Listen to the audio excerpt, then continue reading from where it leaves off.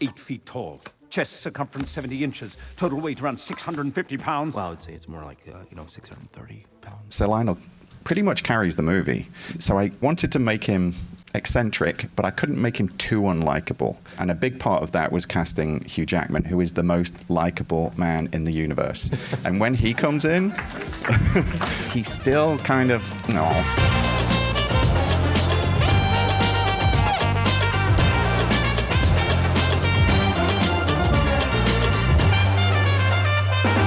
I'm the last of my kind. But on the other side of the world, they talk of this creature, the Yeti. I think these Yetis are my cousins. Can you take me there? This was your idea. Tell us a little bit about, after you'd made Paranorman, where the process that brought you to this story. After I finished Paranorman, I felt like, okay, I've made my horror movie for kids. Now I can concentrate on the other stuff that I loved when I was growing up, which was Indiana Jones and Sherlock Holmes.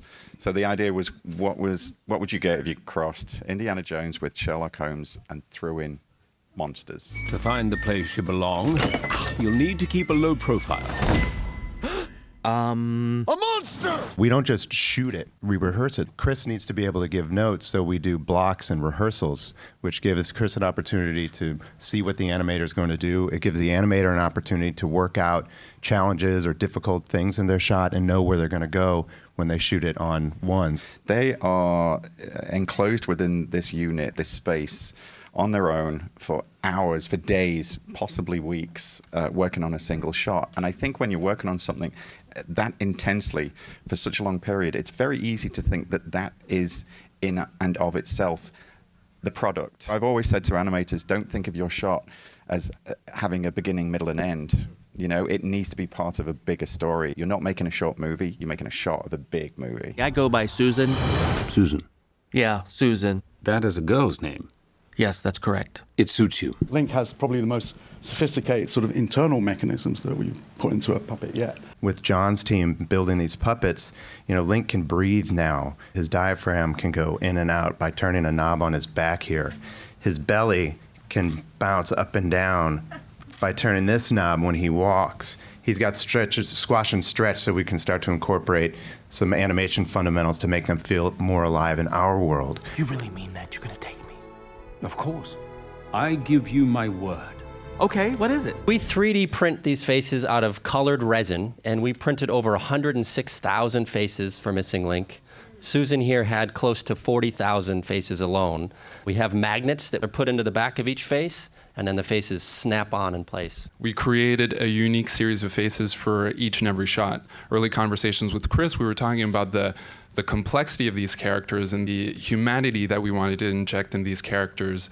And a lot of the movie, there's a lot of unspoken dialogue. So by being able to create bespoke performance, we were able to really fine-tune and be very, very specific and accurate with our performances and ultimately achieve the subtlety that Chris had in mind for these characters. When Chris first ran the script by me and I was looking through all the locations, I was both overwhelmed and extremely excited because I love making stuff and I love collaborating. There are interiors, but there are so many giant environments and also so many establishing shots. So a lot of our environments that we built were in just seconds at a time. With a lot of these shots, I had to establish an iconic location in a very short time. We had that shot at the beginning that was establishing all of Victorian London, because I'm not just saying we're in London, I'm saying we're in the 1890s. For me, if it's really gorgeous and it serves a function, then we can justify it for one shot. I also, as a producer, I don't necessarily feel that building something practically is more expensive necessarily than